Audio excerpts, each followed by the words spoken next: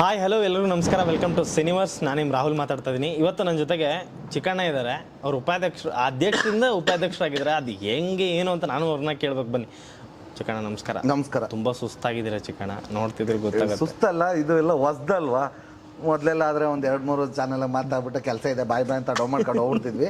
ಈಗ ಡೌ ಮಾಡಿದ್ರು ಬಿಡಲ್ಲ, ಓಕೆ, ನೀವು ಹುಷಾರಿಲ್ಲ ಅಂದ್ರೂ ಬಿಡಲ್ಲ, ಮಾಡಪ್ಪ ನಿನ್ನ ಪ್ರಮೋಷನ್ನು ಅಂತ. ಹೌದು. ಬಟ್ ಇದು ನಮ್ಮ ಕರ್ತವ್ಯ ಅಲ್ವಾ, ನಾವು ಜನಕ್ಕೆ ತಲುಪಿಸ್ಲೇಬೇಕಲ್ಲ. ಯಾಕೆಂದ್ರೆ ಈಗ ಅವ್ರಿಗಿರೋ ಟೆನ್ಷನ್ ಒತ್ತಡಗಳ ಮಧ್ಯ ಎಲ್ಲಾದ್ರ ಮಧ್ಯೆ ನಾವು ಒಬ್ರು ಇದ್ದೀವಿ ಅಂತ ತೋರಿಸ್ಬೇಕು, ನಾವು ಪ್ರಮೋಟ್ ಮಾಡಲೇಬೇಕು.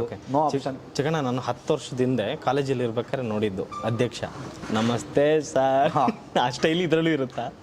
ಖಂಡಿತ ಅದಿದೆ.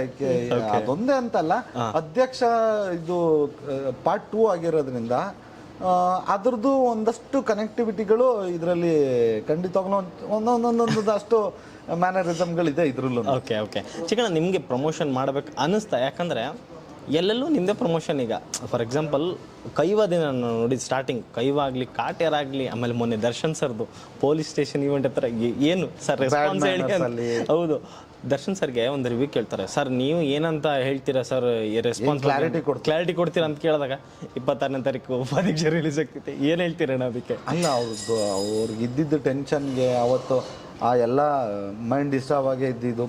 ಬಟ್ ಅದ್ರ ಮಧ್ಯದಲ್ಲೂ ನನ್ನ ಸಿನಿಮಾ ಡೇಟ್ ನೆನ್ಪಿಟ್ಕೊಂಡು ಅದನ್ನ ಹೇಳ್ತಾರೆ ಅಂದ್ರೆ ನಿಜವಾಗ್ಲೂ ಅವ್ರು ತೋರ್ಸೋ ಪ್ರೀತಿಗೆ, ಅವ್ರ ಸಪೋರ್ಟ್ಗೆ ನಾನು ಏನು ಹೇಳಿದ್ರು ಕಡಿಮೆನೆ ಬಿಡ್ರಿ. ಓಕೆ ಚಿಕ್ಕಣ್ಣ, ಈ 13 ವರ್ಷದ ನಿಮ್ಮ ಜರ್ನಿ ನೋಡಕ್ ಹೋದ್ರೆ ಆಗಲೇ 200 ಸಿನಿಮಾ ಮೇಲಾಗಿದೆ.